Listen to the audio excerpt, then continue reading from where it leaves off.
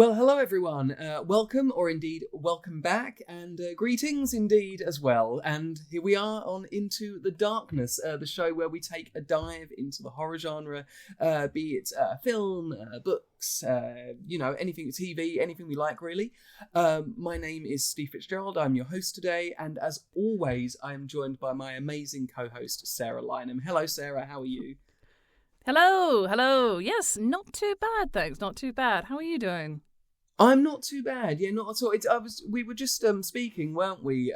Before we started recording, that it's been over 3 weeks since we last recorded an episode. Although the last one was only released, in our usual 2-week increments. But we were very well behaved and pre-recorded our last one, and Yeah. caught up with ourselves really. Quite a busy July, though, wasn't it? Like, in terms of, social stuff. So I'm glad that we did it when we did, because, then that means everybody gets to watch along with the Hellraiser franchise that we're watching and keep up to date and, stick with us through it. So I hope you've watched 5 and 6 and that you're ready for today. Yeah, because we are, as Sarah says, we are continuing our journey. This is episode 17, right? See, I can remember information that was just given to me. And so we are continuing our journey into the Hellraiser franchise.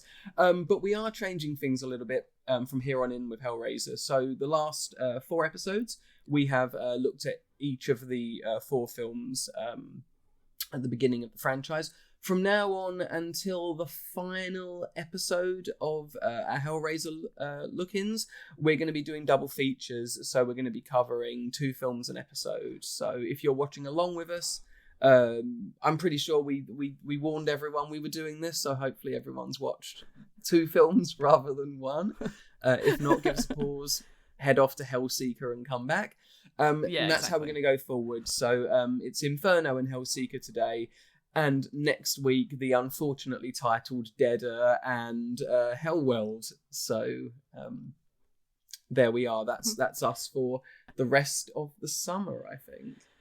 Oh, exciting. Yeah. I can't wait to see whatever the heck else is going on in the Hellraiser franchise. Absolutely, yeah. And there's a lot. I think there's a lot to talk about. And, there's still some sort of, some good ones around as we head through the rest of the franchise. So we're going to do them one at a time. We're not just going to talk about them both, popping back between the 2 of them, because much like the plot of Hellseeker, it does appear that popping around wherever you like isn't always the best way of doing this. But nonetheless, I get ahead of myself maybe a little bit there. And let's start off with 2000's Hellraiser Inferno, which is the first film in the franchise to be released direct to DVD. And this is sort of the pattern we are going to see now from here on in until the 2022 reboot of the series, is that what happens here is Miramax are sort of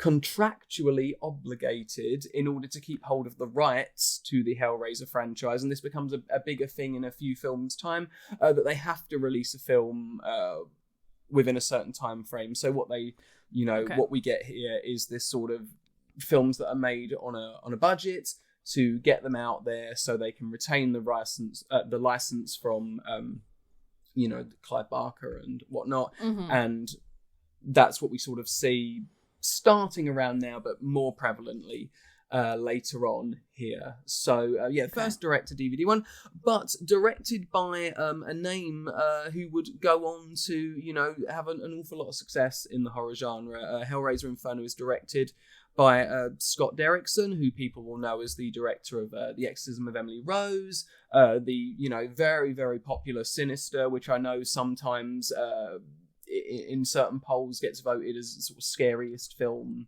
that people have seen. I think they did a sort of test where people's heart rates were measured and Sinister came out on top. So really, he went on to do some really, really cool stuff here. And written along with Paul Harris Boardman, who wrote scripts alongside Scott. He didn't write Sinister with Scott, but he did write Urban Legends the sequel that does what Aliens did to Alien, and also co-wrote The Exorcism of Emily Rose, which is a film I really, really like, actually. So, not without some talent, writing and behind the camera here. The film stars Craig Sheffer as Detective Joseph Thorne, who's sort of this corrupt cop, a real bastard, I think, is probably what will go through your mind while you're watching, and his, what happens to him after an interaction with the Lament configuration. So I think it's probably good to just see where we are with this one, because for me personally, I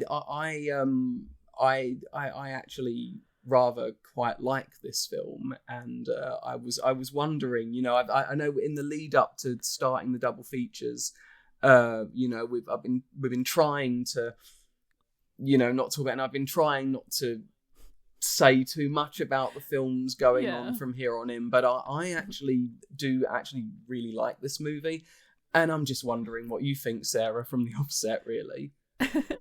I think, for me, nothing will ever be as bad as number 3. Number 3 was a fucking travesty. So I actually quite enjoyed this. There was a part of me that felt like I got to the end of it and went, it didn't necessarily need to be part of the Hellraiser franchise. It could have been its own film in its own right. Like, it was kind of like they were like, oh, but we need a Hellraiser film, so let's throw Pinhead in there to keep, like you were saying, to keep the IP. So it does feel like that, unfortunately. But that's not to say that it's not an enjoyable watch. Like, I thought it was well performed. Like the characters were really interesting, and I liked the sort of depraved depiction of this character of Joseph. Like, I thought it was really good, and I enjoyed watching him suffer significantly throughout the film. And that was it was a very satisfying watch. But yeah, I just don't think it didn't feel fundamentally Hellraiser, but it had a lot of kind of nods and acknowledgement, and it feels a bit like it could have been any film from that time, but they managed to slap the Hellraiser IP onto it and put various bits in, and that's how they made it work. I don't know if that's if something you agree with. This is actually a point of contention between people, Doug Bradley says that this was a film that Hellraiser was, sort of inserted into, a script that Hellraiser was inserted into, but the director says that it was a film they were commissioned to make as part of the Hellraiser franchise. So we don't know is the answer. I mean, it certainly is true later on, with some of the films we've got coming up, that they were scripts that they just decided to chuck some Cenobites in, and have Doug turn up to speak gloriously, and manage shift some more copies of the film because they can put him on the poster. But we don't know is the answer to that. I definitely feel that the film does entirely work away from the Hellraiser franchise. It does feel that it could be either or. Although I do think that in some ways it does take a step. I'm not going to get ahead of myself and say this film is remotely as good as the first two films, because I don't think that. But I do think that it takes a couple of steps back into the direction of particularly the first film, which is that it tells a much more streamlined story. The Cenobites become background as opposed to the main focus of what's going on. And and I do think that despite the fact that it's clearly got a lower budget than what we've had before, that there's quite a bit to like in here, and I think you've already touched on one of the main reasons already, which is that I think the lead performance is really committed, and it's a really strong one. Yeah, absolutely. I think he's a really great character, and right from the start that he is a perfect candidate for opening the Lament configuration. He seems like depraved and a total asshole, and he's a kleptomaniac, and he's all these things. He's a crooked cop. He's, he does drugs, he does this, he does that, cheats on his wife. I mean, there's so many things going on. He's just like, it's almost like this amazing checklist of how many bad things can we show him doing before he then, opens the box, and then hell ensues for him. But yeah, I think he's great. He does a really good job of starting off as really unlikable, and then you feel a little bit sorry for him at the end. Not entirely. Like, I still think he's a bit of a trash person, but you can see him feeling like he wants to, I don't know, maybe repent or something, or, make up for what he's done. And he doesn't really want to be a horrible person to his kid. Like, there's lots of redeeming qualities about him, but it's massively stacked towards him being a trash guy. So... Well, they do have this sort of, like, he has his sense of, because we get internal dialogue, don't we, in the film, and I think you do get a sense of he maybe has a concept of morality. I think we spoke about this in maybe without, a little bit in our Child's Play, series, which was about, the way that, because he's certainly not a hero, is he? And the way that sort of the best bad characters are ones that are, they're not necessarily, that way just innately. It's because their worldview is different, where they place their morality is different. And I think that's what we've got going on here. Craig Sheffer, who plays Joseph, is this isn't his first, appearance in a Clive Barker. I can't say a Clive Barker story, because this is the first film in the franchise where Clive has absolutely nothing to do with it. He was actually, I think, not even allowed to have a say on the script. I think he was kept very much away from the making of this one. But it is not his first Clive Barker linked performance, because he's also the lead in Nightbreed, which is the film that Clive Barker directed based on his novella Cabal. Mm-hmm. So sort of quite cool to see him turn up here again, really. That's cool.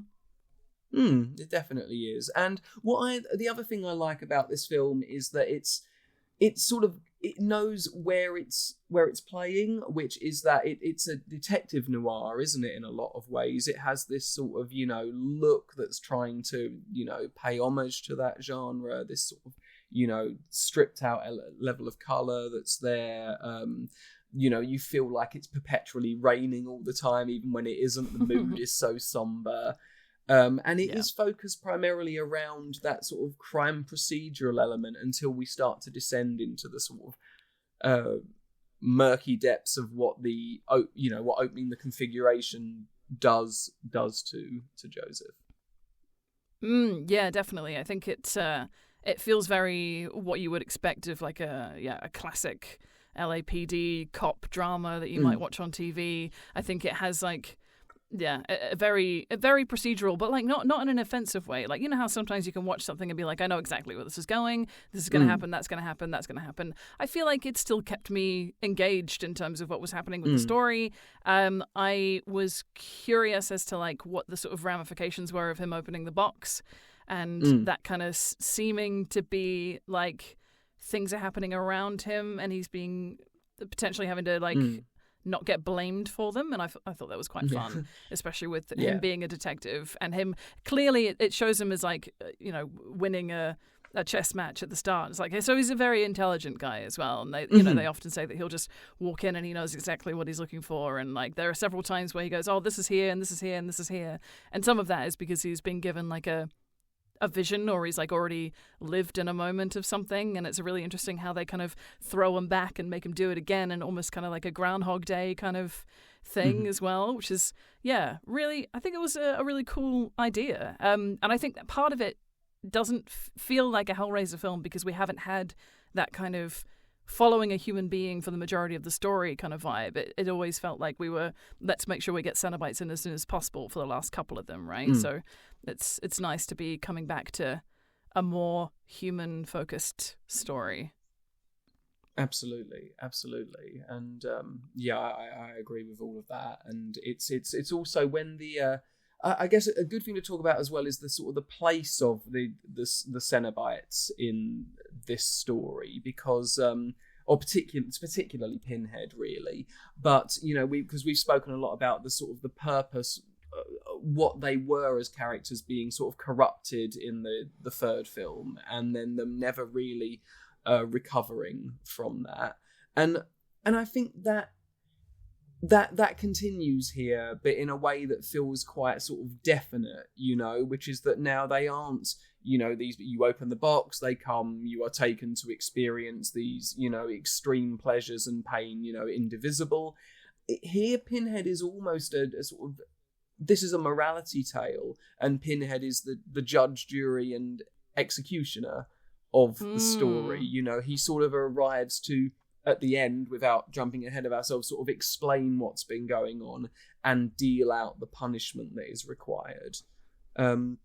But here, I think 3 films in, I guess, do we have to just sort of go, right, this is the avenue now, we can lament what is not on purpose either.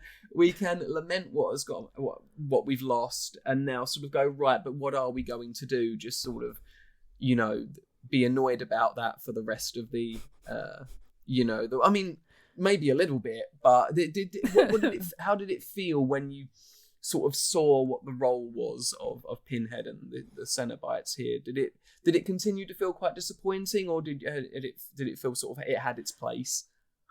I think the reveal of him being the engineer, and it kind of, that was a bit muddy for me, because I was like, I thought that they were separate entities. So I thought that was a little confusing, especially because they were using this concept of the engineer throughout the film. I was like, this is really exciting, actually, to kind of maybe have more of an encounter with, this sort of alluded to character in the first one. And they're kind of not really, they don't really seem to have like a physical entity, but they kind of are a kind of like mechanical something. Yeah, it just feels that they're much more of a concept, whereas in this film it's like no, it's the priest counselor guy who then turns into Pinhead, and I was like, I don't know, I'm not sold on that.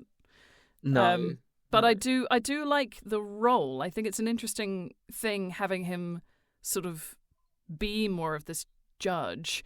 I think it's more interesting than him just showing up and arbitrarily killing. So I think it just feels more like, because we talk about him making deals, and I don't want to get way far ahead, because obviously there's a deal that happens in number 6, but like it happens early in the franchise, and he seems susceptible to this, and he quite likes the idea that only a certain type of person would put themselves forward for this sort of scenario. And yeah, I don't know. I think it works. But I did think it was very strange to do a crossover, make him the engineer. I'm like, no, that didn't seem right to me. No, I do agree with that point. I feel similarly that I kind of am okay with the way that things are run in this film. I sort of go, right, fine, okay, at least he gets some good lines. He gets to give a good performance. He looks good, and he is that. The menacing element of Pinhead that I think we miss in 3, but I think it comes back a little bit in 4, but 4 has a lot of sort of like, sort of extreme, and I don't mean that in the sort of violence way, but just, things are sort of, it takes place over a long time, and I think 4 is a more fun movie, so, even though he's more serious in that one, it doesn't feel as prevalent, whereas here, because it's such a moody film, he gets to be that sort of dark, powerful, imposing, elegant figure, and I like that. But you're right about the engineer thing. I mean, why use this name that fans of the franchise will associate, and then say, oh no, actually it's just Pinhead, because that's yeah, it's a shame, couldn't you? Literally, I mean, you could have picked and represented and said that maybe the engineer, we are all engineer, a kind of like hive mind concept of the engineer. We are all engineer. We subscribe to the engineer. I think that would have been more interesting, because then because I think it makes sense that Pinhead is his own entity. Or the lead Cenobite is not the same as the engineer. I think that that was what I was led to believe, and then I think it confused the lore in my head. But that being said, I really like that Pinhead is used very sparingly in this and used to greater effect because of that. And I think he has more of a presence when he arrives, because you're like, okay, he's finally here. Now we know it's bad. Or dangerous or whatever. Like I feel like him being around really early on in some of the earlier in 3, and I think he seems quite early in 4 as well. Having him a little bit more sort of thinned out, and we sort of get only little tastes of him, is much more satisfying for me. And I think probably for him as well, he gets to kind of really command a moment as a result, instead of having. Well, I don't know. Like, what feels better as an actor? I suppose, is it more screen time, or is it more potency in character? I guess. That's up to the individual. I do wonder. I mean, I also wonder as like, I'd love to know, and I'm sure he must have spoken about it now, since so much time has passed since he played the character. Although he's obviously, these films will not be his final appearance as Pinhead, because we've got him back in October as part of Hellraiser Revival, which we might have mentioned once or twice on the show so far. I mean, have you heard there's a Hellraiser game coming out that looks amazing? Oh my god! But I do think at some point later on in the films, he does eventually look at one of the scripts and go, "I'm done. I'm not doing this anymore. This is not." And I wonder, as these films head on now, when he had he already started to go, this isn't what the character is, or was he quite happy with it? I've no idea. I'm sure Doug must have spoken about it, but it is an interesting question. Is it more is screen time preferable, or is it just getting the best version of the character on, even if it's for a few minutes? But it definitely giving him, in 4 he has sort of an arbitrary purpose, make the big magic light box so all the demons can come to Earth, or in 3, I'm the bad aspect of Pinhead and I'm here to fuck things up, neither of those feel as satisfying as this one, even though it's not really something you can imagine that character from 1 or 2 giving much of a shit about, wanting to stand in judgment. That must it's that moving again, like we said before, into sort of more traditional elements of good and evil, angels and demons, heaven and hell, and it sort of continues that more contemporary religion avenue that the films seem to take, because it's easier, I guess. Yeah, and we've spoken about it before, that's not as appealing, but I guess it's probably more palatable for a general audience. I wonder if that's part of the reason why it was pivoted that way, and I guess like the idea that exploring someone's interest in wanting to push boundaries, like who's to say whether that is good or evil? I think that's my issue with it, is like, I think I think there are some things that are fundamentally evil and some things that are good things for people to do, but I also think that like there are some gray areas, and that's part of the reason I thought number 1 and number 2 were so incredible. It's because they were looking into this, and it wasn't necessarily going, you're a bad person for seeking this out, but maybe the way you seek it out is where the problem lies. And that was never really, like, it didn't feel like it was, like, at the core of what we were looking at, but it did feel that was underlying. Like, you see Julia killing all these people. I'm like, yeah, that's bad. But, like, when you think about why Frank explored things in the first place, it wasn't necessarily, I want to murder people. It was, I want to experience something outside of what is physically capable or what I understand to be capable. And yeah, I feel like some of that is coming back in this film, especially with there's a great moment that I really, really liked with the twins. I think you first meet the Cenobite twins, and they literally put their hands under his skin, and I was like, ugh! But that was such a great, like, that perfect kind of pain pleasure like threshold thing that I'm like, this is the sort of thing I wanted to see. I love that this is finally kind of coming back. So that was quite exciting to see stuff like that happening too. For those people only listening to the show rather than watching us, I sort of sat up a little bit there because this is the moment in the film for me that I love the most, that you've just mentioned, and that I wanted to talk about, which is and you kind of sort of summed up, that exactly the same way I feel about it, is that when it happens, it feels like that mix of pain and pleasure and eroticism, and that we have been.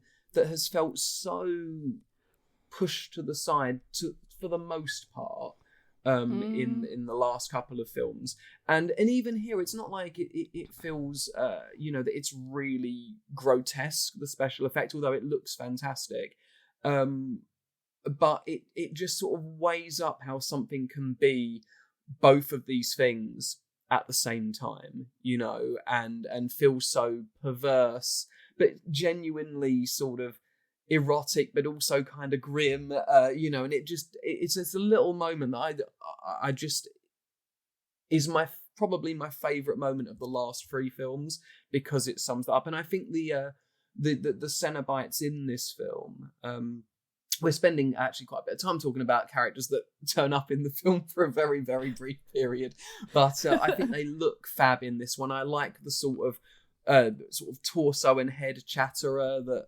arrives, and I love the way the two female Cenobites look in this one and the way they behave, and I think that moment is just wonderful. And yeah, I'm glad you thought about it as well, because it's super cool.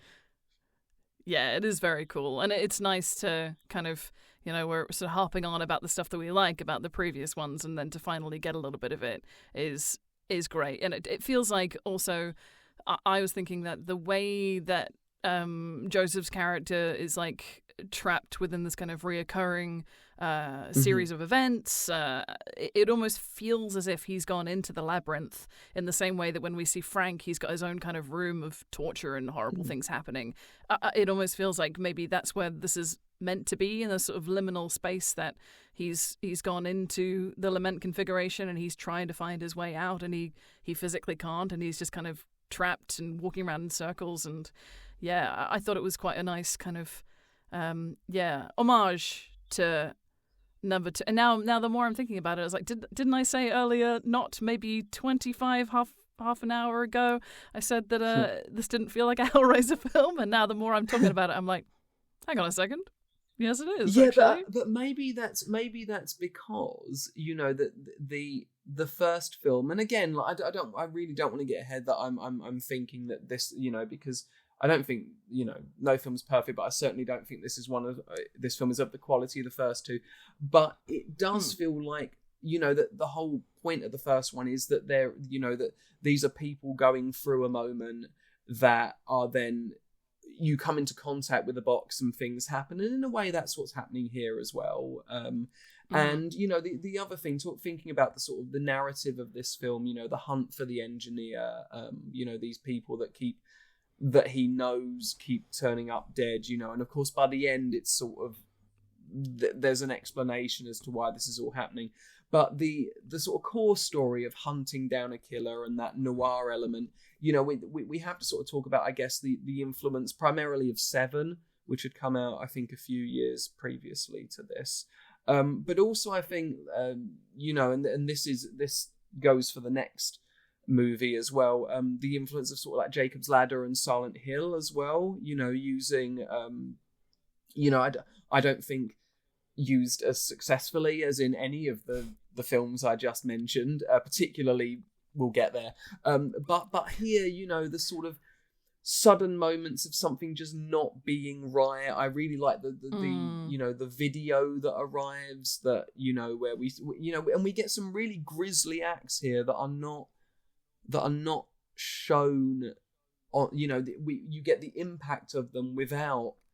Because I actually feel like in the last episode I felt like I was saying a lot. Oh, show me lots of grim shit, and I wanted to temper that a little bit with, you can show me lots of grim shit if you want, but really all we want is the impact of the extremity of something, and here I think it manages to do a bit of, there are some moments of quite violence, but also stuff that's left to your imagination, and that video is one of them when the hooks on the whip are being used, and you can really sense what's going on, but you don't necessarily see. You see the after effect later, but I think it's quite successful in that respect as well.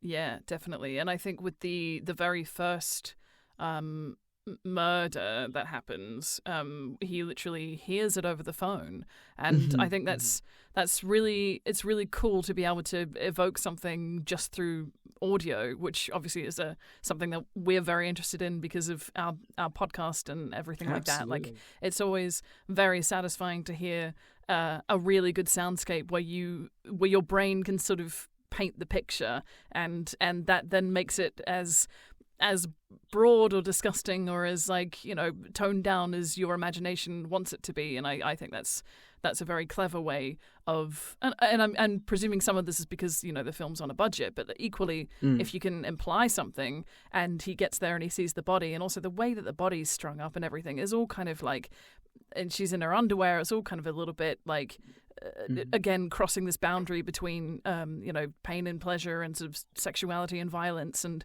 I think it's really cool that they were able to do that. And I think they kind of almost do it again with the parents when they call, but I think nothing actually happens over the phone, and you don't hear that phone call. You just hear it from the wife on the call saying, "Oh, I'm surprised to hear from you. Yeah. What's going on?" And then the phone just drops out, and it's just really interesting. It feels very in that same kind of cop procedural detective drama kind of way. It's very kind of like, oh, here's a clue, but you're not there at the right time to figure it out. And there are so many moments where if you'd just been in the right place at the right time, maybe like something might have stopped, something might not have happened. And it feels that's the kind of procedural element that I like, that you can sort of see happening, but it's not in any way like offensive, or it doesn't feel like, oh, this is boring. It feels very like, no, this works actually.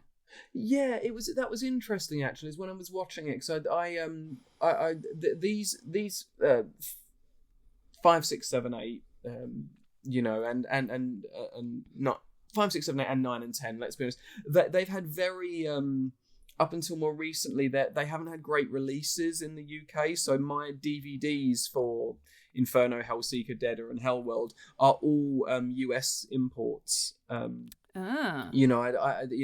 ordered them when they came out, so 26 years ago in this case, and and had them and saw them quite early, I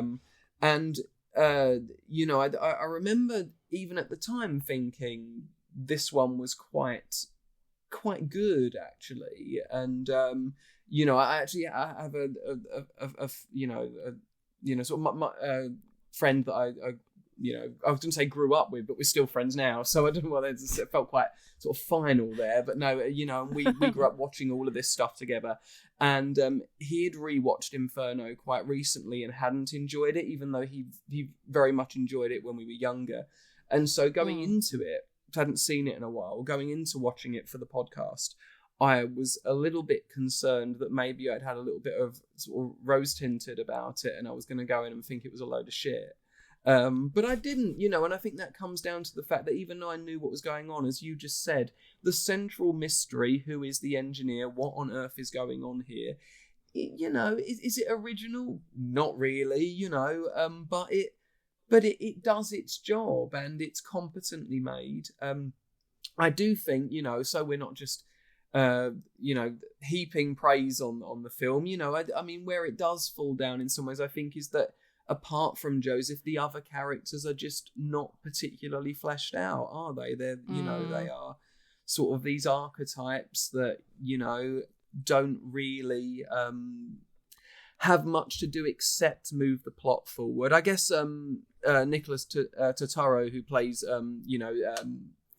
Joseph's partner, Tony, he gets a little bit more to do here, but it's all very sort of a typical stuff that we expect to happen in these things. He's the corrupt cop, so he frames his friend because he wants to have a hold over him. The relationship between him and his wife is not really explored much more than he's obviously repeatedly cheating on her and not treating her very well. So I think maybe that's where the film falters a little bit. It's so concerned with what's happening with him. It doesn't round itself and build its set of characters very well. Yeah, and I'm gonna say something, and I don't know if this is just me being like overly generous, but like I don't know how intentional it is, and this is just purely from you mentioning it and being like, yeah, actually, I do agree with that. They're all kind of one-dimensional. Maybe you get a little bit extra from his partner, but like, is that because actually it is meant to just be about him, and it kind of doesn't really matter? These people around him, he could be interacting with anybody, and these things are still going to happen because he's still opened the box. And so, but yeah, it is kind of a bit sad because it's more interesting when the characters are fleshed out, even if it is just your partner, or as in like your work partner, or like your wife or your kid. It would be more interesting, and I think we'd be more interested in the story if we had more characters to latch onto, because even having this really good anti-hero doing a great job of, being this kind of corrupt detective guy and whatnot, it's still like, yeah, it still falls short because it doesn't have a sort of depth and richness of the world. Like, the world feels a little bit, it feels extremely narrow, and that is because of this focus. But yeah, and I guess I'm just trying to say, is that was that intentional? Maybe not. I'm probably just being overly generous. No, I think you are right. Is that the film does know where its focus lies. I think that it's maybe a case of can it have both things? Can it have this sort of focus while giving us real characters, or does it have this focus and everything? It feels both true, and maybe there could have been a little bit more. Maybe just see a little bit of him and his wife and his daughter in at a point when maybe there is a moment of connection, so that what comes later can feel harsher, although of course he is very distant from everyone. Is the nurse, when he goes to visit his parents, says, I wasn't aware that they had a son, which is tragic, and it's awful, and what the film does towards its ending, when the revelation of, because we get the you're the engineer, and it's this counselor priest who becomes Pinhead, but also when we see what we have assumed is the engineer, which is this sort of grotesquely faced figure that has appeared throughout the film, when it reveals itself, it's Joseph. It's an aspect of him, and there's this an image that I think looks quite cool, is that he's held towards the end of the film by hooks, because of course he is, and which looks really good as well, actually, considering the low budget. I do think the effects work here is good. But also, either side of Pinhead, we get him as a child and sort of this character that he's become. I mean, is it kind of also a little bit A Christmas Carol, Marley telling Scrooge, you built this. It is, isn't it? You built your own chains, But yeah, I think that that's a bit confused as well. The engineer, he's the engineer, but Pinhead's the engineer, but the engineer is also this other, element of the Order of the Gash from the first and second films. So does it, maybe again, does it completely land if you really think about it? I don't know. I mean, it probably makes a little bit more sense than some of the stuff that happens in the last couple, but it's still not.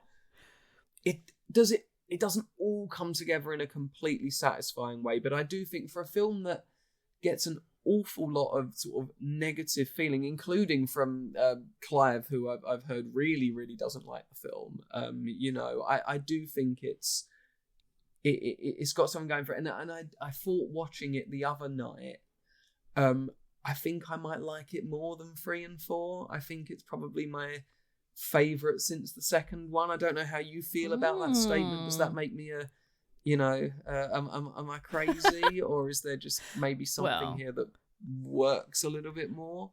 I think you're right. Yeah.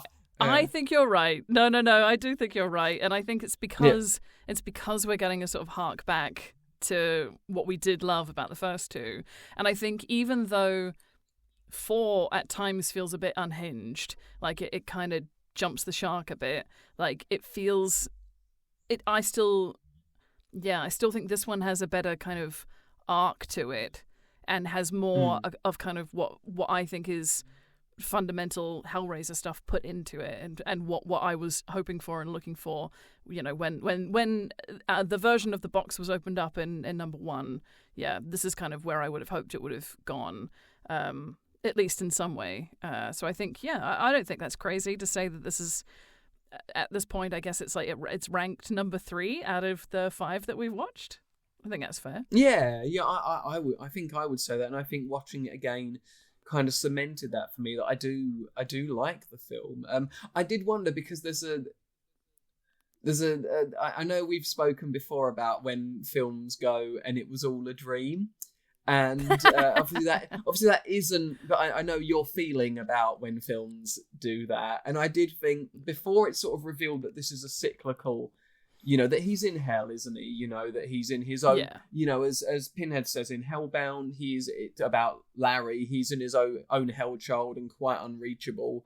It makes good on that idea, which again is still even by the second film we had this version of hell that doesn't feel completely true to what's gone on in the first film, but. How did you feel? Did you think, oh, this is going to keep repeating itself, or did you see him wake up in that bathroom again and go, When he first did that, I was like, oh. And then in my head I went, okay, wait a minute. This was 2000. This was straight to video. Let's ease up a little bit. Let's give them a chance to redeem themselves and make this actually worthwhile. If you're going to say it was all a dream, there needs to be a reason why. Is he now going to get another chance to like relive stuff? Is he going to make different decisions? Like, what's going to happen here? But then when it became almost kind of Groundhog Day, like repetitive, cyclical, certain sections of it were kind of coming back, and like certain things were unavoidable and inevitable kind of ending pieces that it didn't matter what he did, it was still going to happen. I thought that was great. I thought that was really interesting, and that's something I quite like about the film, actually. And I think that was what, in my head, it felt when watching it initially. I was like, this could be, you could take the lament configuration out and make it some other object of power and take out Pinhead as an idea, and it would still be a great film, because fundamentally the story is interesting, and all you need is something, a catalyst for it to happen, and I guess an entity or something that kind of has the power behind it to enforce these things to happen. And I think that's why it works in the Hellraiser franchise, but it would also work outside of that. So I think it was fine. I do think initially there might have been an eye roll when he first woke up, and I was like, don't do this to me. It's sort of its own sort of like, is it the first film? There were a couple of things actually, like there are a couple of sort of references I want to make to like comparing it to other. This is more so to do with what the film we're going to be talking about in a minute, but just to sort of preface, there are some sort of references I wanted to make to particular sort of like other films and stuff that do a similar thing, but realise that those things may very much hinge on not knowing a particular thing about them, and by mentioning them, saying, oh, Hellraiser Inferno or Hellraiser Hellseeker is doing a similar thing to this film or that film, suddenly goes, oh, well, if you haven't seen that film, you now know a great thing about it. So I do think there's some sort of parallels to be drawn that I'm just not going to draw. Maybe another time, but for safety, it is very it is very much trying to do that sort of grim, gritty Seven-esque police procedural where the world is all very dark, that our lead characters are complex in a way, and it feels of its time. But as far as when you think about how it could have gone, a direct to DVD element with this, it's pretty good, isn't it? I'm pleased you feel that way as well. It's pretty good, isn't it? Yeah, I also feel like maybe there's like an added level of like going into it with different expectations, and having been a bit spurned by two. I feel like I keep saying this, like I think because of that, my expectations are lower. And then I get pleasantly surprised, which is actually very nice. Also, I think there's an element of, I feel like this every time when I watch something that is, if it's not a new release, I feel like I need to look at it with a lens of, this didn't come out this year. This wasn't made in the last 2 or 3 years. Mm-hmm. You have to have an element of forgiveness, I suppose, for style, for influence, for the era that it was created in, because that actually informs quite a lot of the vibe of films. And I think you could watch something like, I think there are a couple of, when we were watching the Friday the 13th as well, that they're quite dated now. Like that's quite an old couple of films to watch. And if you watch them and go, oh well, that looks like shit, doesn't it? Because like if it was made today, it would look way better. But like, I just find that kind of boring. I'd rather watch it and go, no, we're going to watch this through the lens of understanding that it was released 26 years ago. Like, have a little bit of like leniency for that sort of thing. So I think even though I went into it with probably moderate to low expectations, I was actually pleasantly surprised, not just like a little bit surprised. So and to think about the fact that the producers of this film, the company making it, at this point they don't give a fuck about the quality of what they're making. Let's be honest, these become a cynical enterprise of, let's get some people in, pay them very little, get a script together quickly, and because if we put Hellraiser's name on it, we'll flog enough money to make it having made it, we keep the rights and we can do it in a couple of years over and over again, because we've gone into who the people that made these films are, and that is really the attitude with which they're going into the creative process, if you can even call it that. So what do we get? What we actually get is the artists making the film, and that's not to say that producers aren't an element of that. We're talking about the specific situation we're talking about here, and that what we get is a director that wants to make a good movie, a writer that wants to make a good movie, a committed lead performance, a ton of people both in front of and behind the camera who work to make something that could so easily have been so little, and we come out of it with a pretty good result. Yeah, exactly. And I'm glad that despite kind of the setup almost not being in the favor of this film being good, that it just goes to show that with a really good creative team, even something that's going straight to video, even something that has to fight against criminally awful people in the background, it still is able to be a satisfying film that feels like it has a rightful place in the franchise. I think that is a good way. Having looked at the fact we've got to get through both films today, that's an excellent way of signing off on Hellraiser Inferno, and saying that not too bad at all. Even on repeated watches 26 years after it came out, it's still pretty good. It came out, I think it got, some people liked it, but it got, this was also a period where, the reviews weren't kind to horror films full stop, let alone one that, is we like, but is a bit rough around the edges, and it didn't get great, but it made enough money to warrant making the next one in the franchise. And 2 years later, we do indeed get the next film in the franchise, Hellraiser, Hellseeker, from as I just said, from 2002, directed by Rick Bota, who will also go on to direct the next two films, Dead and Hellworld, with a script from Carl V. Dupree and Tim Day, starring Dean Winters as our lead role, and as I know you don't do too much reading up before we watch something because you want to go in blind, and Ashley Lawrence as Kirsty, which is a nice surprise at first.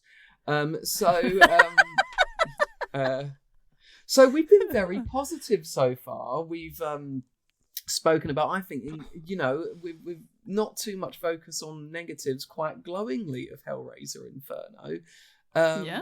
If you're anything like me, I don't think that's gonna carry on for much more of the episode, really. So I'm just going to ask you whether we're going to be at odds with each other in this second part of the podcast, or what did you think?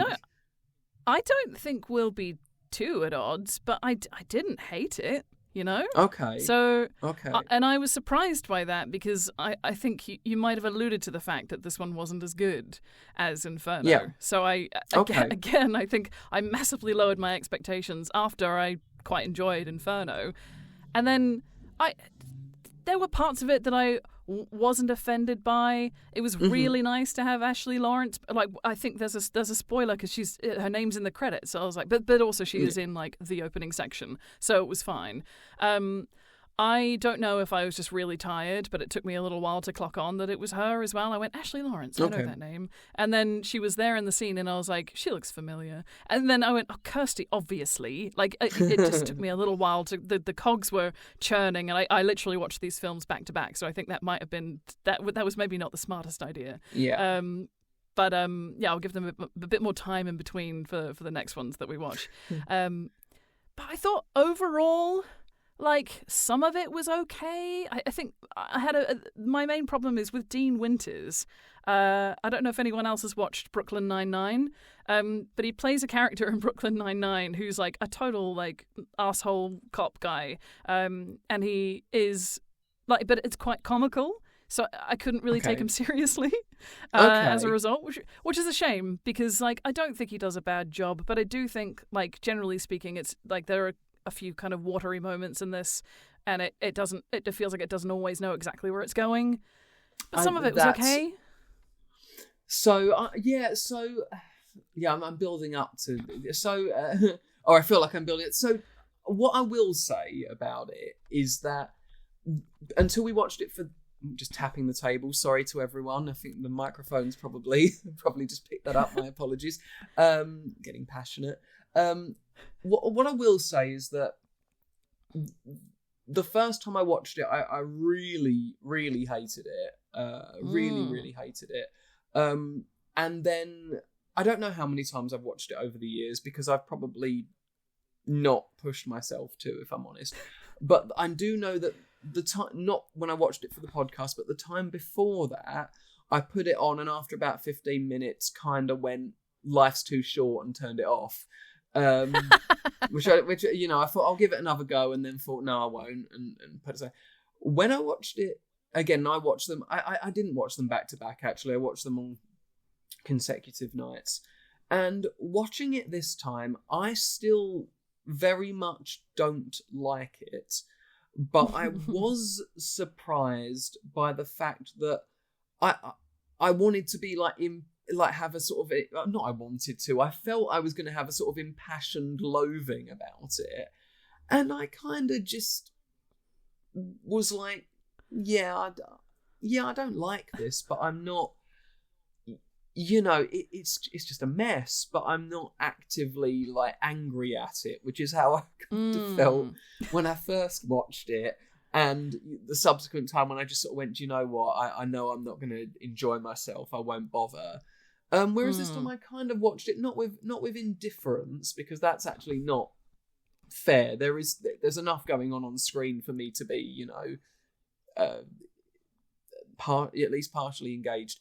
But it doesn't work for me. But I didn't, you know, I was sort of at the end left kind of like, okay, well, I watched it again, as opposed to being, you know, sort of irritated that I'd spent the time, really. So well, that's good. So it wasn't a complete waste of nearly 2 hours. No, it wasn't a waste at all. And you know, it's very to preface, I very rarely sort of abandon something when I start watching it. I kind of tell myself I'm in for the, you know, I'm in for the investment. But so if we quickly talk about the plot, and then we can sort of go into it, really. So we have, I'm going to have to remind myself of the characters. Trevor, isn't it? Trevor. So we have Trevor. Yeah. Trevor is married to Kirsty, played by Ashley Lawrence, who is, you know, our protagonist from Hellraiser 1 and 2. And at the beginning of the film, they're going along in a car, having a sort of fairly unconvincing sort of play fight with each other. I'm gonna litter in some passive aggressive comments throughout the fall. I like it. This is great. We're talking about it. And you know, they go, because they're not watching what they're doing, they go over the side of a bridge, they sink into the water. Trevor gets out, Ashley dies underwater, and from here on in, we're sort of subjected to this very fragmented storyline where Kirsty has gone missing. Trevor, with the help of, you know, a good cop and a bad cop, who are, you know, the goodest cop and the baddest cop that you've ever sort of encountered. A slew of you know they're trying to find out what's going on. In the meantime, these you know, will not be left alone by these, you know, women who desperately want nothing more for some reason than to copulate with him.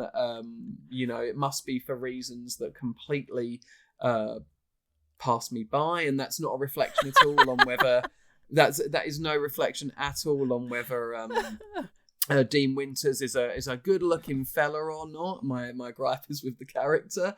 That is just whole. I don't get that. But then we see these interactions with him and other people gradually, after lots of scenes that sort of flip by. You know, we start to discover what's going on, and we find out that you know, people that he has had a relationship with are getting killed.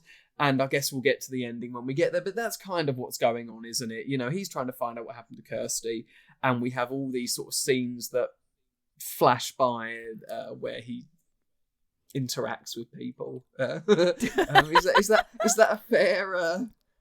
I think that's fair. I think also, and I don't know again if this is because I watched them back to back, but I feel like this one wants to be Inferno, but just isn't. Like, it's trying to do this kind of, oh yeah, we're kind of, are we going this way? Are we going that way? The sort of labyrinthian feel that you get from Inferno and the way that the story unfolds. This one kind of goes, oh, okay, so he doesn't have all of his memories, so we can just go bang, aha, this, or bang, this character from his past that he doesn't know. So they can interact with him however the hell they want because he doesn't know who they are. And yeah, as you say, it must have been a really nice role for Dean Winters to just make out with all these women. Because like they do just throw themselves at him, and the woman who gives him acupuncture and then's like, the only way to actually fully do this is to like make out and like, you know, and let's have sex. Like the acupuncture is not quite enough. I think actually we need a little more. Very, very odd choices throughout, and then it gets even more convoluted near the end. But again, I think the problem is it feels like it wanted to do what Inferno was doing, but didn't know how to like lock in on one concept. I think if we'd just gone with, okay, he's got amnesia and his interactions with people are confusing because he doesn't know who they are, that's already enough. We don't need to add all the other, the sort of, you know, what the real story ends up being, which is like he is actually a really horrible person, which again makes sense that he would encounter something like the Lament configuration, and he's a prime candidate, similar to how we see Joseph depicted at the start of Inferno. Mm-hmm. But that's not actually what's going on as well. Like, we have another, sorry, let's just pull that rug again. Mm-hmm. And that they've probably employed someone to be pulling rugs under people's feet for this film, because there are so many moments where you're like, it's not that. Oh no, it's not that though. Yeah. Especially because one of the opening scenes is like him getting like weird like pins put into his brain, and I was like, is this meant to be an illusion of Pinhead? Is this meant to be, what is this? And then that never comes back. None of that comes back. It's like, who's experimenting on your brain? Was that meant to be something from film 2 when we had, our doctor who was doing these horrible experiments? No, it's just kind of a weird kind of, we can just, we'll unlock your memories by putting pins in your brain. But don't worry, we're not going to explore that any further. Don't worry about it. So, a lot of like spaghetti at the wall.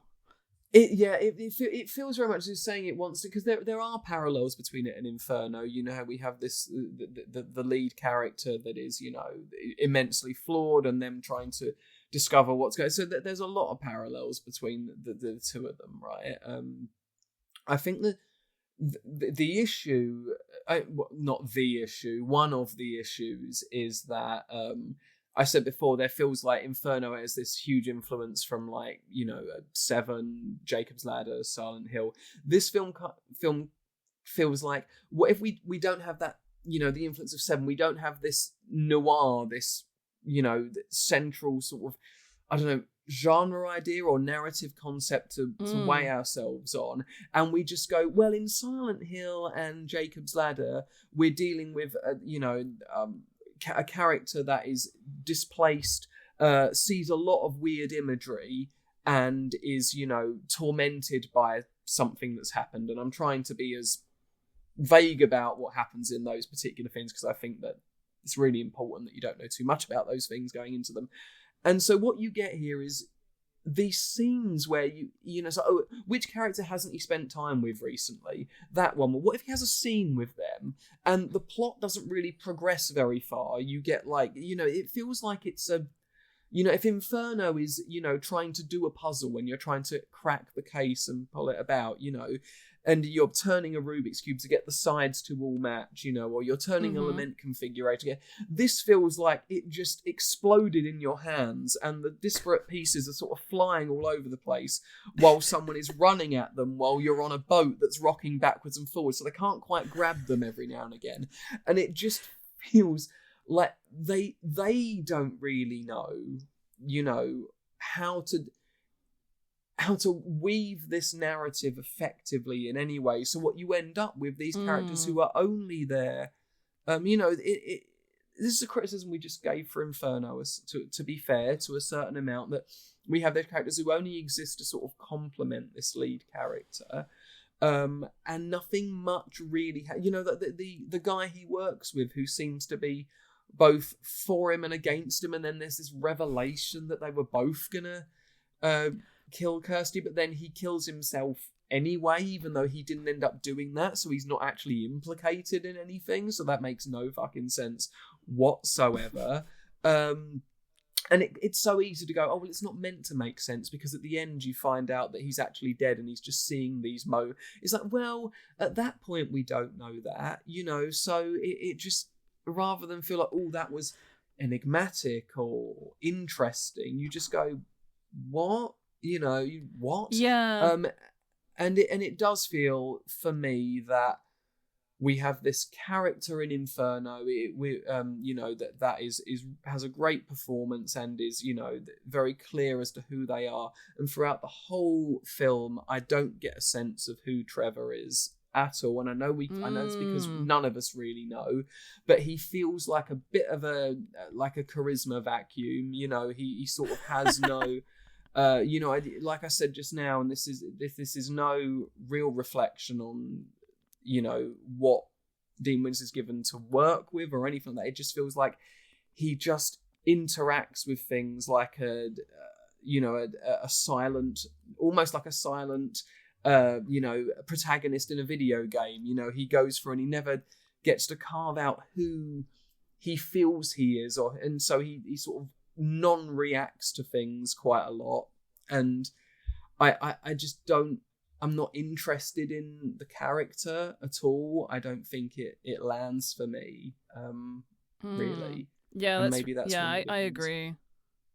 Yeah, I also think that, like, with these elements of not to sort of compare it too much to Inferno, but the way that it tries to go, here's a scene where he's going to interact with a character from his life, clearly, because they know who he is and he doesn't know who they are, but they know who he is, and they interact with him as they normally would interact with him, and he sort of, like, does his three taglines, where's my wife, where's Kirsty, no wait, I'm married, leave me alone, like, and he just sort of, those are his, like, his mantra that he wakes up and says every morning, kind of thing.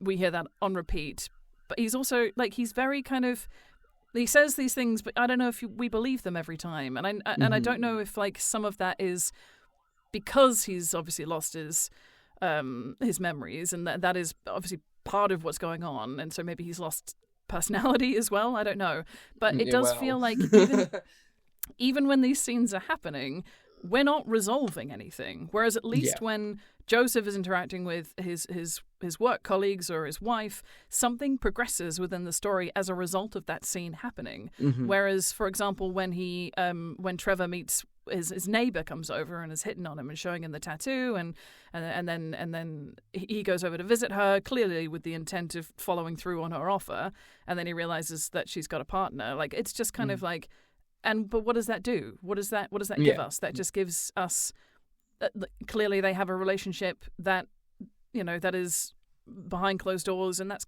kind of it. Like, it's like it tries to flesh out his character without properly landing. It's like they just keep trying to throw something and hope that somebody catches it and puts two and two together. But, like, whilst I don't want a film to tell me exactly what the story is, I don't want it to be so obtuse that I'm like, I don't know where we're going. Well, the answer, I guess the answer is we don't really, until things are like you say, until things are revealed at the end, we don't make any progress, really. We just see more people that maybe want to sleep with him or have this, and he goes to, he gets, how many times does he pop back to the station?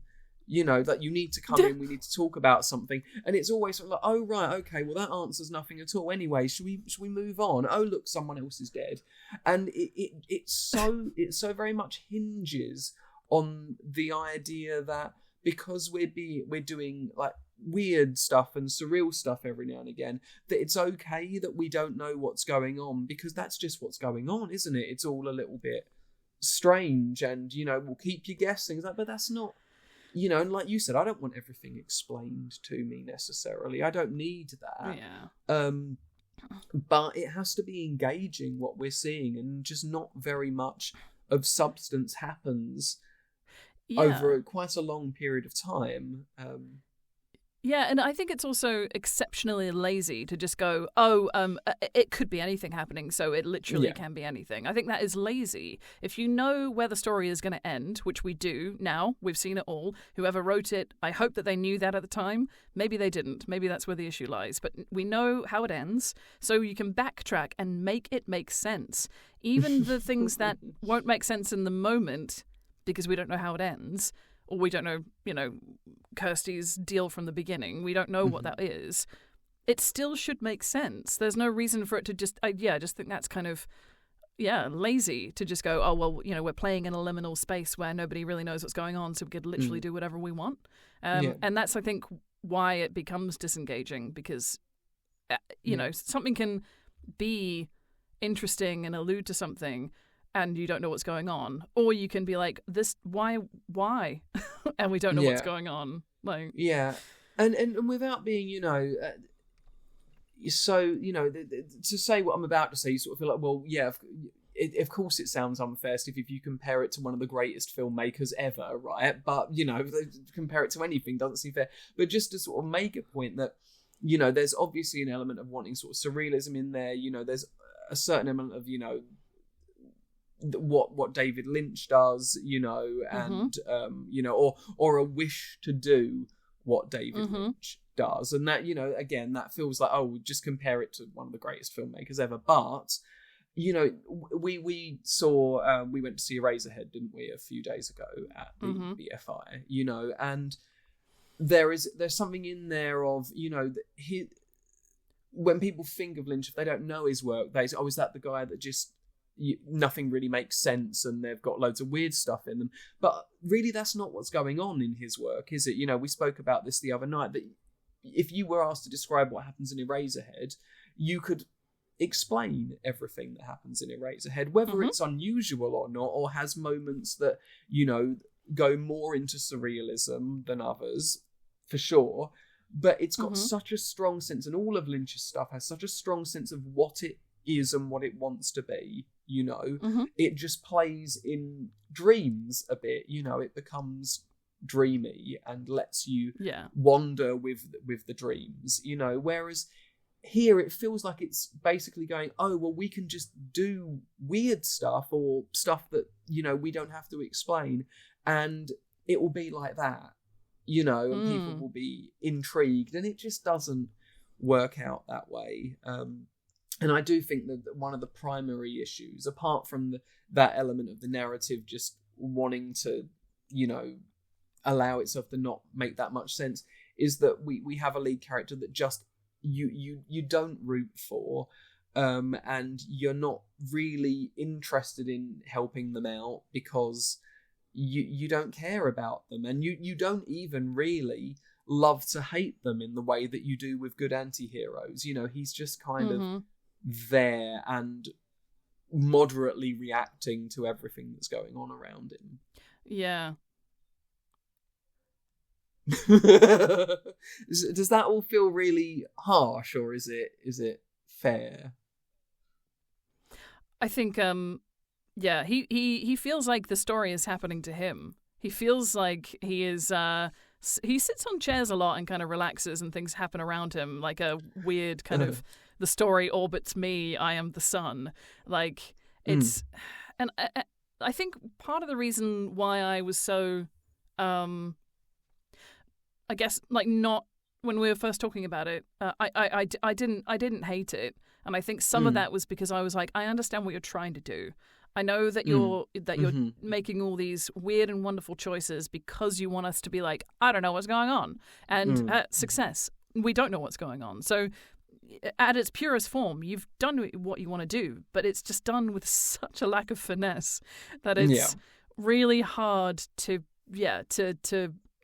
love the film. Like, I don't think I'd be genuinely surprised if anyone was like, this is my favorite in the whole of the Hellraiser franchise. I'd be like, okay, I don't think we'll ever have anything in common then, if this is what you would say is your favorite. Yeah. I mean, and if Inferno could have survived without being a Hellraiser film, this one is a Hellraiser film because Ashley Lawrence was tied into it, and you know, they wrote Pinhead in, so that the story goes that there was more of a tie when they were. I don't know the exact ins and outs of how much this was meant to or not be a Hellraiser film.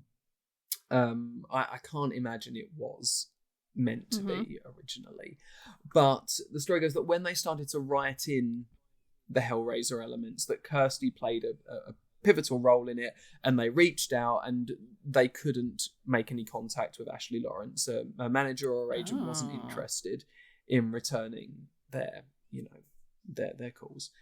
And Doug Bradley gets the script. He sees the name, and so they rewrite a bit. They make the character less of the character from Hellraiser. Doug Bradley gets the script. He reads it. He sees the name Kirsty and goes, "Oh, wouldn't that be awesome? I can talk to Ashley."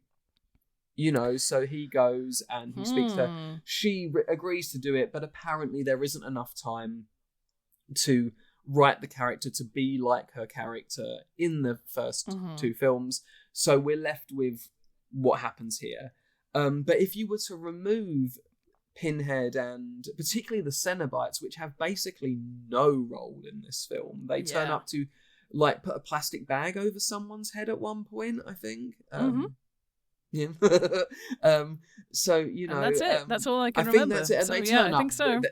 And they're behind Doug when him and Kirsty have their meeting later on in the film. Mm-hmm. And if it weren't for them, this really does feel like it is hanging on to that Hellraiser name by the skin of its teeth, although it does, I guess, by nature of who they get to star in it, make it more of a Hellraiser film by the end, really. But is that, I guess what I'm going to ask is the return of Kirsty in this film, the character that she is in this film, satisfying for you? Was it cool to have her in the film, or do you feel that it would have been better just leaving her out of the film? I think it was cool to have her because I really liked her as a character. I think, she was just underutilized, right? Because I think she's such a great character within the franchise. Her moments where she, is taking the lead in the first two films are spectacular. Like I would say, obviously Julia is incredible. I think that they're my two favorite characters, and then her kind of existence in this feels like this bizarre bookend where they just went, oh, okay, if we sandwich like Hellraiser stuff, so Hellraiser is the bread, and then we put whatever weird ingredients into the middle, like, it'll be fine. But yeah, it just feels like I liked the idea, but I think the problem is because the general narrative in the middle didn't feel like it worked, the idea of there being this kind of, okay, the whole time, it was just Kirsty making yet another deal. And I liked the idea of Pinhead pursuing her because she'd managed to escape so many times. I also really like that. I like these ideas, but it just feels like, it almost feels like two separate films, because this weird middle section where you're following Trevor it's not as good as I want it to be. It's not as good as I think Kirsty's character deserves it to be, and not as good as having come from Inferno.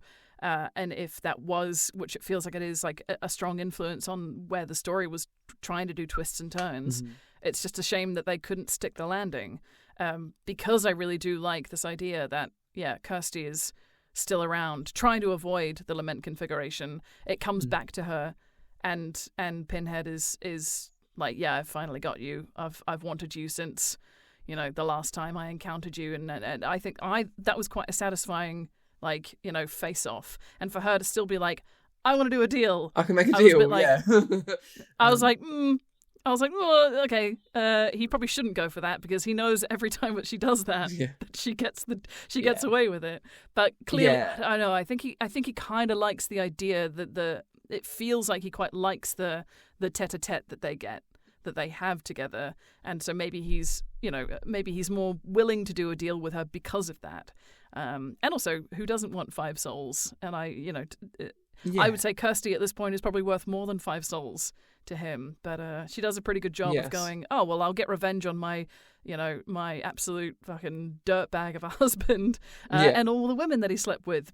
Done. And the guy that was going to, pair up with him and take all my money. Perfect. Yeah. So, it's like the revenge story element of it, I'm not mad about. It's just that the execution of the middle section is just, the majority of the film is not. It's like a swing and a miss, over and over. Yeah. I wonder whether it's like. So I was trying to think about last night watching it. Does it do Kirsty a disservice that she would, because you get why she does what she does to Frank in the first film. That's not an immoral choice. You can have him back. Does anyone deserve to get torn apart for eternity? But do you know, out of the two of us that really doesn't deserve it? Me.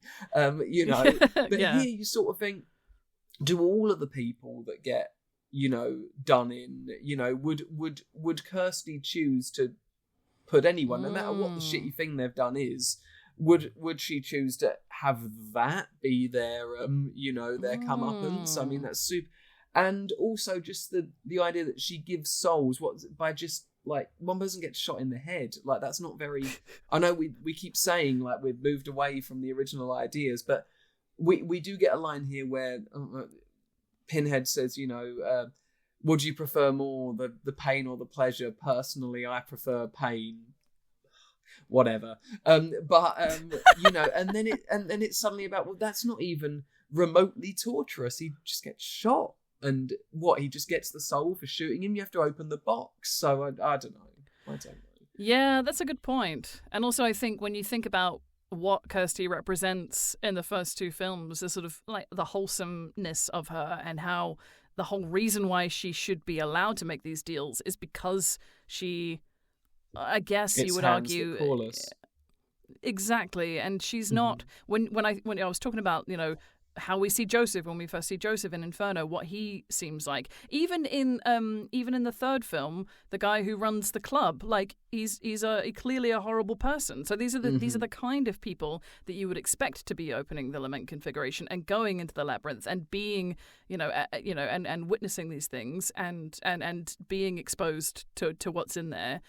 But Kirsty fundamentally was not that type of person. So yeah, I see what you mean. That if she's going around just killing people, even if it is kind of a revenge style Kill Bill, you know, let's take all these people out. Like, actually, is that really her? That's not really her, actually. And yeah, maybe the troubling thing is because now she has the box. Maybe she's become what we didn't want her to ever be. But maybe that's the influence of the box. Maybe that's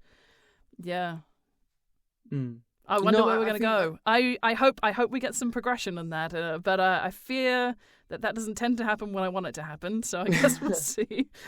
I think I've mentioned it before, but if you want to see a little bit more of like Kirsty and her story, you know, the relation between her and Pinhead and the Cenobites, and sort of a journey there. Check out Boom's Hellraiser comics from... Oh, yeah, you told me about this. 15 years ago, something like that. They're all getting reissued soon, and the story is entirely based on Kirsty's story with Pinhead and the Cenobites, and it's really cool. As far as... I won't give any spoilers, but yeah, don't get your hopes up too... So it would be really cool if the influence of even just the several encounters with the Cenobites, with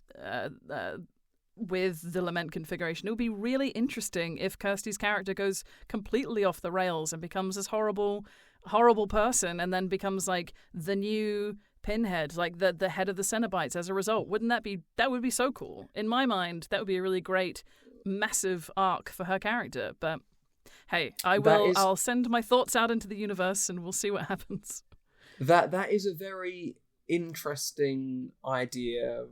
Read the Boom Hellraiser comics. Okay, I will. I think if that's the sort of stuff you want, you'll find something approaching it there. And of course they have some new ones coming out. Boom, they have 5 one-shots coming out in September, which I guess we're assuming is to lead up to not just that they've got the rights back and are going to make more Hellraiser comics, but will lead up to Revival in October. Yeah, of course. So I mean, I'm not one to really enjoy the sort of tearing down of something, so that it feels like I think, like you said, that the promise of what could be with having Kirsty and Pinhead meet again is very much the exciting thing about this film, and it doesn't really, I guess, go where you might want it to. But it's cool to see Doug and Ashley on screen together after I guess almost was it just over 15 years, something like that. Yeah. And I think that what do you think about the reveal at the end? You know, that he's been dead, because when it happened again, I was like, oh, I wonder what Sarah thinks about this, because this trope, without giving sort of again any spoilers for films or stories that this hinges on, it can be used to really good effect. You know, the whole this is the dying moments of someone's mind, and it can be really effective. How do you think it is here? I thought it was fine. Like, I think in my head, because of the sort of weird twists and turns that it was trying to do, it kind of made sense. And especially once we figured out what actually happened, there was always a sort of, I felt that there was almost an allusion to the fact that he was a bad guy throughout the film anyway. So even if he couldn't remember what he was doing, I think it makes sense that he would already be being tortured within the lament configuration and already dead or already trapped, basically. So yeah, I was fine with that as like you don't really remember what happened, even to the point of you don't actually remember that last encounter, how it actually went down. So yeah, it was fine in terms of ending, because I at this point it was more about Kirsty than anything else, and I was like, okay, finally something that is actually interesting. But yeah, like you say, the payoff doesn't feel as good to have them both on screen together in the same way that it did with like Andy coming back against Chucky. Like it just doesn't feel like it kind of hits the same. No, I guess it's just having the, the great thing about having Andy and Chucky back is it's written by the guy that created the characters, and there's a love there, for these characters, and that shines through. Whereas, here they just, maybe it was due to the fact that Ashley Lawrence came on much later on in the process or whatever it might be. But it just doesn't land in the same way, and it's a missed opportunity for sure, because people would have been excited to see them together again. Yeah, exactly. So Hellseeker, it comes out on DVD again, and I think it has a phenomenally rough like score from critics and whatnot. It only has I'm looking at Rotten Tomatoes, which isn't the way I would tend to gauge whether something is worth seeing or not, because but out of 9 reviews it has like 0% fresh, but then I think like Inferno has 14% of reviews are D. So Rotten Tomatoes isn't the, watch a movie, don't double check. So many great films over the years have been given naff reviews because people just wanted to take the genre down a peg. I don't think this is one of them, but it definitely doesn't. It's not exclusive to, not great movies. But it comes, but again, it does make enough money to warrant carrying on. And I think the next 2 films are both shot very, very close to each other. I think they are shot maybe, and I might be wrong here, I think they might even be shot back to back. Which is in and of itself interesting, because they're very different films. That obviously people were happy with with what Rick Bota did in Hellseeker, and he comes back on board for the next 2 movies. So something must have worked in there. Then we head off further into the Hellraiser franchise. Oh, that feels very I feel a little bit disheartened, really. I hope we've I hope I haven't come across as too scathing. I've just got to be honest, haven't I, really? Yeah, it would have been nicer if we'd had like the one that we disliked, the one that we didn't like as much at the start, and then the one that we really liked, or felt like it had more of the kind of Hellraiser vibe to it was after. But unfortunately, that's the lay of the land. It's been the other way around. So it feels like we're a bit like, oh. Yeah, it does. But it's been lovely talking about them. So absolutely, and of course, like, this is in no way a. If you do happen to listen to the show without watching the films beforehand, like, this is in no way saying please don't go and watch Hellraiser, Hellseeker. Always go watch the movies. It doesn't matter what whether we love them or not. Hopefully you're watching because we're it's fun to hear us chat and talk and have a little bit of info about the films, but. Don't be disheartened. Go form your own opinions and watch the movies if you haven't done so already. Although I'm assuming everyone that is watching has seen both of these films.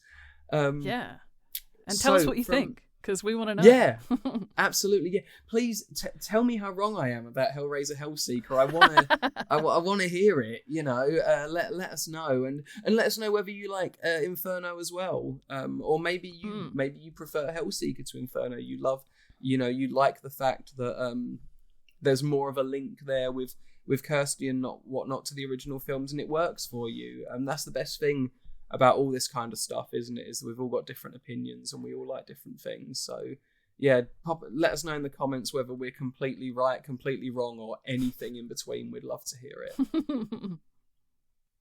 Yeah. So that is it on Hellraiser Inferno and Hellraiser Hellseeker. Thank you so much for joining us as usual. It's so much fun doing this. We love doing these episodes for you, and we'd love you to interact with us as well. We do get some comments underneath, some film recommendations, but we want more of them. So come on in, leave us some messages and chat to us. Thank you so much. We'll be back in 2 weeks' time with the double feature again, Hellraiser Deader and Hellraiser Hellworld. Thank you for joining us. I will now hand you over to Sarah to say goodbye. And thanks for joining. Really appreciate it. Thank you. Yeah, thanks everyone. Thanks so much for listening. It's always a pleasure talking to you, Steve, and for you guys listening in. It's so lovely to have you listening wherever it is. If you're watching us on YouTube over at our YouTube channel, that's awesome. Please make sure you like, comment, subscribe, all of that. You might also be listening or watching us on Spotify, and I think iTunes might also now have our video pod as well as the audio. But basically, anywhere that you're listening to us, how wonderful. We also have our website, uncannycollective.co.uk, so you can watch all the episodes on there as well. They're all linked. The most recent one will always be on our front page, and then you can actually look at the Into the Darkness specific page that'll have all the rest of the episodes on it. So really easy to find it. If you need to recommend it to your friends, it'd be lovely if you could, that would be great.